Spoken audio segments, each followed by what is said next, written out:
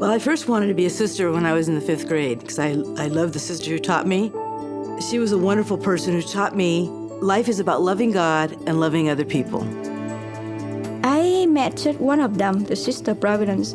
So she told me about the work of our sister are doing. She said, we work with the poor. In my heart, I said, I want to go out to the world and do the work that I can help the poor, That's the initial thought that I have. I said, that's what I want to do. So after I came over here and I fell in love with the sisters, with the work that they are doing, I decided to enter into the community. When I graduated from high school, I said, I want to be a sister. And my dad says, well, wait a few years. Date, travel, buy your car, do the things you want to do. And then in a year or so, if you want to go, you have my blessing. I thought that was a pretty good idea. We Sisters of Providence have had the opportunity to be involved in the formation and education of the students who have come to our schools. There's a very well-known statement that says, we know not what the future holds, but we know who holds the future. Those who are involved in education have the great privilege of preparing those who hold the future. I came to a come and see retreat, and it was absolutely wonderful. By the time I went home, I said to my mother, I really want to be a Sister of St. Joseph. They know how to love God, they know how to play, they know how to have a good time, and yet they pray and serve. And that's who I want to be. In 1975, my parents were refugees from Vietnam to the U.S. So my parents' first home in Orange County was with the Sisters of St. Joseph of Orange. And many months later, they were living here. My mom felt kind of sick. So Sister Rosemary took my mom to the doctor. And the doctor said, oh no, you're not sick, you're pregnant. So she was pregnant with me. My whole life, I grew up around the Sisters of St. Joseph. I knew them, and here I am today. We're all called to love and to love each other. And as Sisters of Providence, we realize that we have the freedom to reach out and love the people we are called to serve.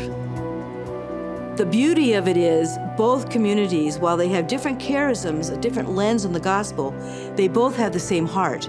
It's like, what is the needs of the people? How is God calling us next? And we respond.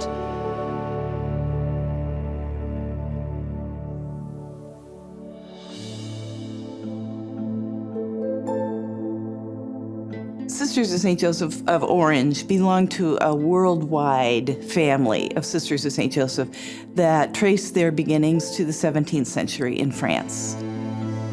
Father Madai was a French Jesuit working in little areas south of France, and he brought together a group of women in Le Puy. We, to this day, talk about Father Madai saying, go out into the city, divide it in sections, see what the needs are, and respond to them. Under the spiritual guidance of Father Madai, the Sisters of St. Joseph were among the first nuns to work outside the confines of a cloistered convent. First in Le Puy, and later throughout southern France, the sisters went out among the people to serve the poor and to teach. When I think back about our founding in that time, it was a time of destitution, of extreme poverty. And in the Puy, in that area, it was mostly peasants. Most people were illiterate. Many people died before the age of even 1 year. It was after the religious wars. France was devastated. It was a very bleak time. And here are these women, only one of whom could read and write, that are attracted to this and want to serve God and wanted to serve their neighbor. And I think that spirit really is something that still resonates with me. It's a powerful kind of attractiveness.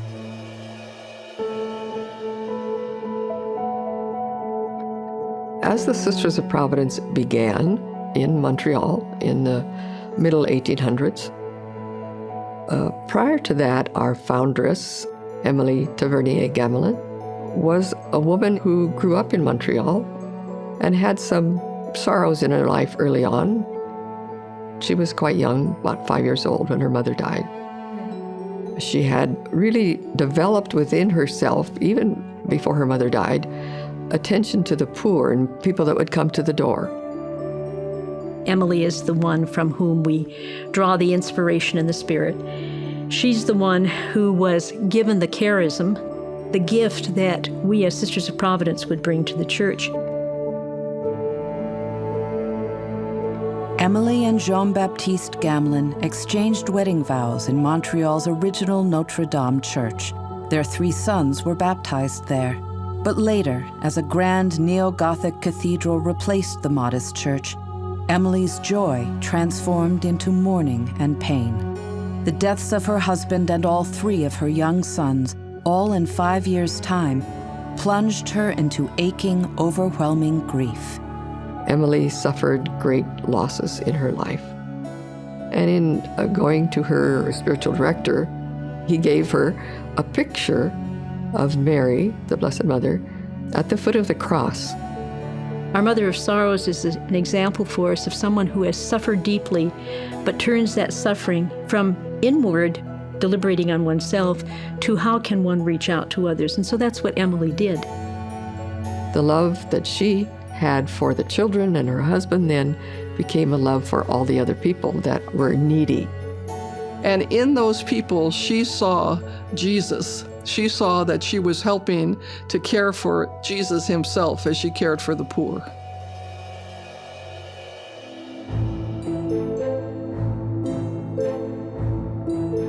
Everyone who had any money always showed that kind of wealth through what they wore and what they had in their homes. And lace was part of that display of where you were sort of in society.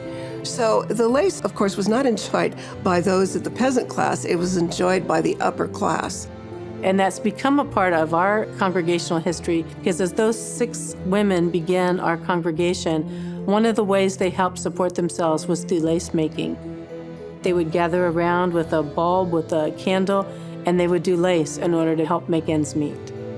The sisters also taught the art to needy local women, allowing many to avoid prostitution as a means of self-support, an otherwise common fate for those widowed by war and disease. The late 1700s was a time of massive social and political upheaval in France. Widespread poverty flamed popular resentment of the spoils enjoyed by the aristocracy. Churches were closed, and worship was suppressed. Looting and rioting were rampant. It was the people versus the doomed monarchy. During the French Revolution, sisters were forbidden to work in schools or in hospitals or in those houses of alms unless they took an oath of loyalty to the French Revolution. And many sisters would not do that. The Sisters of St. Joseph were disbanded, with most going into hiding, several others imprisoned, and a few even making the ultimate sacrifice for their faith, execution by guillotine. One of the sisters, Mother St. John Fontbonne, was spared that gruesome end, being among the last freed from prison. After the Revolution, Mother St. John accepted the bishop's request to establish the Lyon congregation.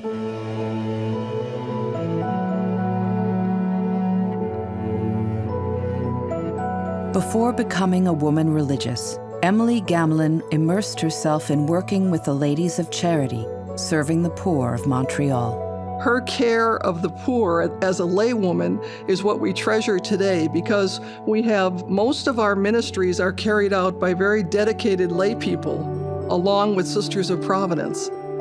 She was a laywoman for 43 years. She was a Sister of Providence for only 7. So I think that's the great legacy she leaves for our lay people. In 1844, Emily became the first Superior General and foundress of the Sisters of Providence. So she became Mother Emily Gamelin at that point, and she was a visionary, she was the leader, she attracted other women to join the religious community. One such woman was 20-year-old Esther Pariseau, whose father, Joseph, presented her to Mother Gamelin for consideration. He said, I'm bringing my daughter, and she can cook, and she can sew, and she can use a hammer and tools, and she can do anything, and someday she'll make a very fine superior. So that's what he said, and it proved true. While studying under Mother Gamelin's guidance, Esther received her name in religion, Sister Joseph, in honor of her father.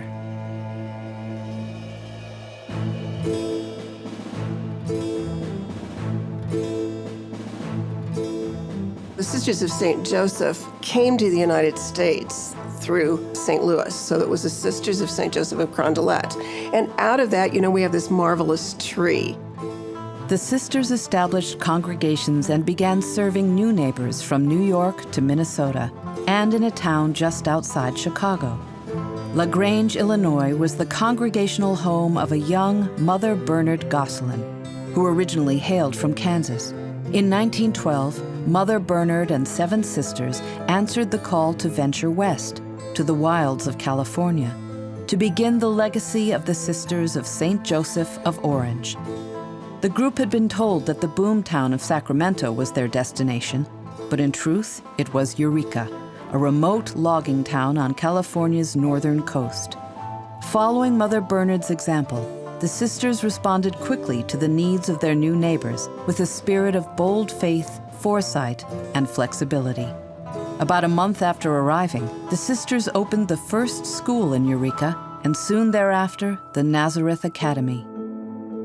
Mother Bernard Gamelin, I think, was a risk taker, a big picture person. She was, I think, not only pragmatic, she also was artistic. She had a variety of sensibilities. The first few years when she was in California, there was a need in San Francisco, and that is to serve the immigrants, the Chinese immigrants. And that resonates with me because of her flexibility to know and listen to the needs in the community. Because of her, our Sisters of St. Joseph all over, I could feel that there's such a love for the immigrant community, the refugees community.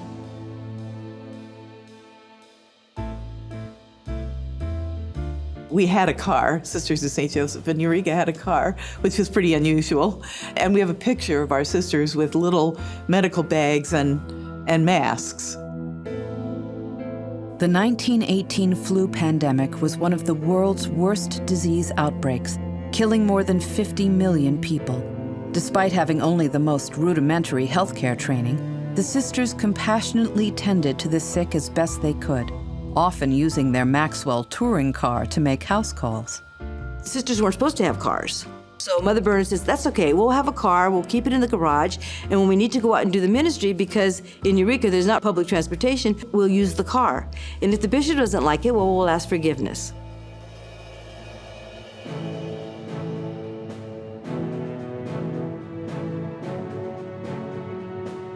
On a cold December day in 1856, 5 Sisters of Providence arrived at Fort Vancouver, just north of the Columbia River in Washington Territory. After an arduous 36-day winter journey by land and sea, the sisters humbly began a legacy of care and compassion in the rough and tumble Pacific Northwest. Bishop Bourget of Montreal dedicated the mission to the Sacred Heart of Jesus, to be led by its leader and new superior, Mother Joseph of the Sacred Heart. She and the 4 sisters looked around, and there were immediate needs that were not being met. It's why today she's known as the beginning of health, education, and social services in the Northwest.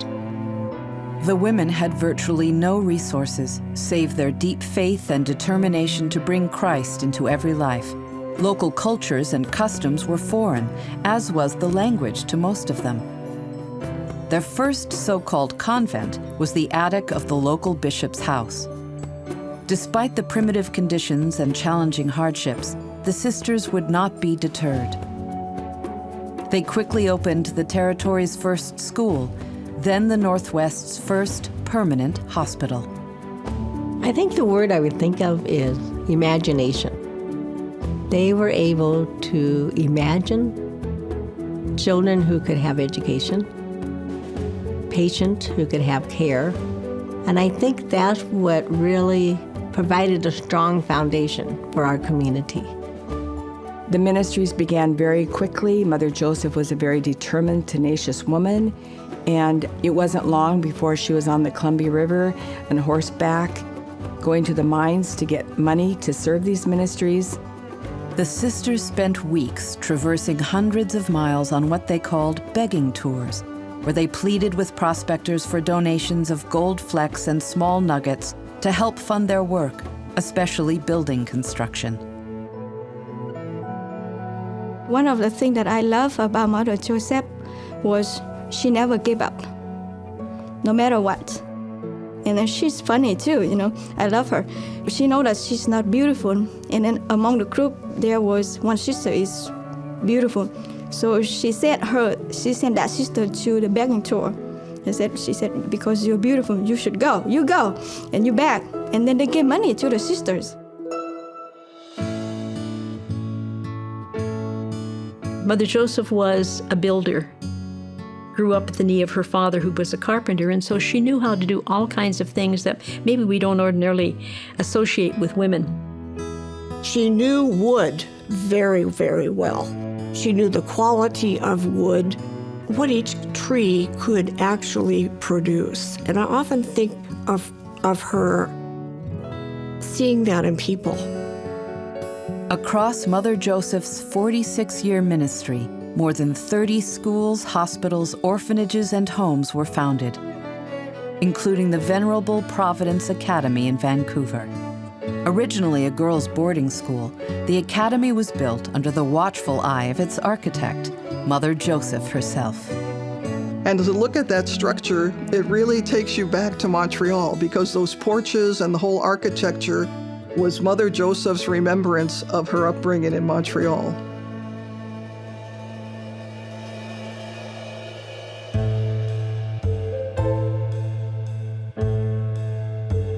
At first, they were not welcomed. They were wearing funny clothes. Who are these strange women coming into town? But I think the work that they did in the flu epidemic convinced the townspeople that these women were good people and that we should support them. After the flu pandemic, the sisters were asked to take over the local hospital, which had been closed for many years. Mother Bernard eagerly accepted, quickly sending sisters off to nursing and pharmacy schools for training. With the opening of St. Joseph Hospital in Eureka, the cornerstone was laid for healthcare ministries of the Sisters of St. Joseph of Orange. More hospitals were on the horizon, as were more schools in new territories. Mother Bernard recognized the need to expand the work of the congregation, to touch more souls, so the decision was made to move south. By 1922, Mother Bernard had moved the Mother House, the central administration of the community, to Orange in Southern California. And it's those two areas, Eureka and Orange, that became the places of outreach for our congregation. The move to Southern California brought invigorating growth and wider influence to the ministries of the Sisters of St. Joseph of Orange.